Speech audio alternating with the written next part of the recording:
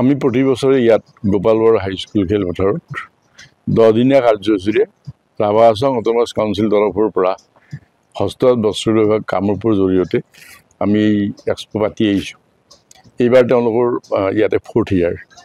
আমি এই বছৰো যোৱা 27 ফেব্ৰুৱাৰীৰ পৰা এই 27 জানুৱাৰীৰ পৰা মানে 5 ফেব্ৰুৱাৰী আজিলৈকে আমি মানে 10 দিনীয়া কাৰ্যসূচীৰে আমি ইয়াতে সমাপন কৰিবলৈ লৈছোঁ। আজি ইয়াতে মুঠ অসমৰ 40টা ষ্টল আছে আৰু বিভিন্ন ডিষ্ট্ৰিক্টৰ আছে। ঢকুৱাখানাৰ আছে, লখিমপুৰ, ধেমাজি, লগতে নলবাৰী, গোৱালপাৰা, কামৰূপ মেট্ৰ', কামৰূপ ৰুৰেল আৰু লগতে আৰু আন বিপণীবিলাক আছে। অকল এনেকুৱা নহয় যে মানে ইয়াতে এণ্টাৰপ্ৰিনাৰ আছে বা SHG আছে, লগত উইভাৰ্ছ কোঅপাৰেটিভ ছ'চাইটি আছে।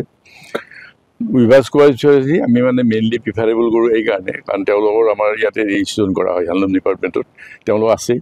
আৰু লগতে বিভিন্ন চেল্ফ হেল্প গ্ৰুপ যিয়ে আমাৰ থলুৱা কাপোৰ উৎপাদন কৰে আৰু বিভিন্ন এণ্টাৰপ্ৰিনিয়াৰ আৰু ইয়াৰে কিছুসংখ্যক মানে এণ্টাৰপ্ৰিনাৰৰ হ্যাণ্ডলুম মাৰ্ক যিটো কয় যে তেওঁ হ্যাণ্ডলুমৰ কাপোৰ প্ৰডাকশ্যন কৰে, হ্যাণ্ডলুম মাৰ্ক ৰেজিষ্ট্ৰেশ্যনো আছে।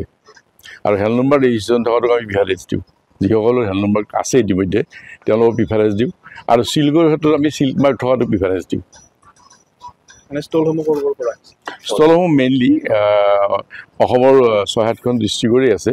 মই কৈছোঁৱেই যে নলবাৰী আছে, গোৱালপাৰাৰ আছে, কামৰূপ মেট্ৰৰ আছে, লগতে ধেমাজি আছে আৰু লখিমপুৰ আছে। গ্ৰাহকৰ সঁহাৰি মোটামুটি বেয়া নহয়, কিন্তু আজিকালি আপোনালোকে জানে যে এক্সপোটো অলপ বাঢ়িছে, মানে বিভিন্ন অনুষ্ঠান প্ৰতিষ্ঠানেই এক্সপো কৰি আহিছে। গতিকে গ্ৰাহকৰ আমি আশা কৰাতকৈ কিন্তু অকণমান কম পাইছোঁ। আশা কৰাৰ ধৰণে ঠিক হোৱা নাই, তাতকৈ অকণমান কম পাইছোঁ। তথাপি চেল কিন্তু বেয়া নহয়। মই যিখিনি দেখিছোঁ যে গ্ৰাহক যিমানখিনি আহিছে, মই প্ৰত্যেকৰ হাতত মানে এটা নহয় দুটা বেগ হ'লেও দেখিছোঁ যে তেওঁলোকে মানে প্ৰকিউৰমেণ্টটো হৈছে, পাৰ্চেছটো কৰিছে। গতিকে আৰু মানে যিবিলাক ষ্টলত ধৰক যথেষ্ট সংখ্যক প্ৰডাক্ট আছে বা বিভিন্ন প্ৰডাক্ট আছে, সেইসমূহৰ চেল বেয়া নহয়, ভাল।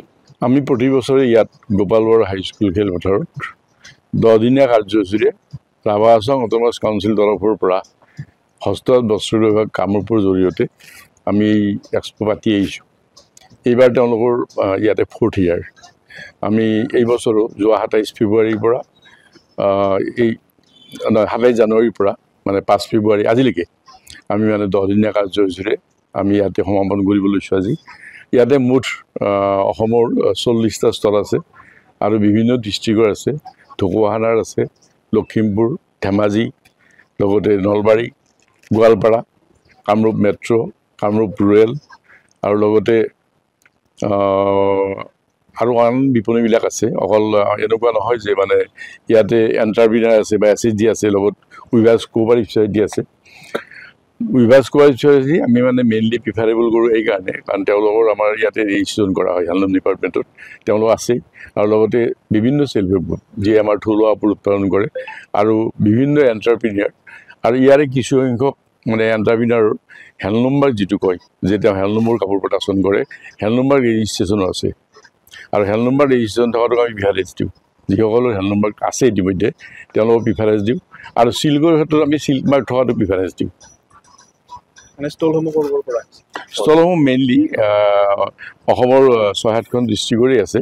মই কৈছোঁৱেই যে নলবাৰী আছে, গোৱালপাৰাৰ আছে, কামৰূপ মেট্ৰৰ আছে, লগতে ধেমাজি আছে আৰু লখিমপুৰ আছে। গ্ৰাহকৰ সঁহাৰি মোটামুটি বেয়া নহয়, কিন্তু আজিকালি আপোনালোকে জানে যে এক্সপোটো অলপ বাঢ়িছে, মানে বিভিন্ন অনুষ্ঠান প্ৰতিষ্ঠানেই এক্সপো কৰি আহিছে। গতিকে গ্ৰাহকৰ আমি আশা কৰাতকৈ কিন্তু অকণমান কম পাইছোঁ। আশা কৰাৰ ধৰণে ঠিক হোৱা নাই, তাতকৈ অকণমান কম পাইছোঁ। তথাপি চেল কিন্তু বেয়া নহয়। মই যিখিনি দেখিছোঁ যে গ্ৰাহক যিমানখিনি আহিছে, মই প্ৰত্যেকৰ হাতত মানে এটা নহয় দুটা বেগ হ'লেও দেখিছোঁ যে তেওঁলোকে মানে প্ৰকিউৰমেণ্টটো হৈছে, পাৰ্চেছটো কৰিছে।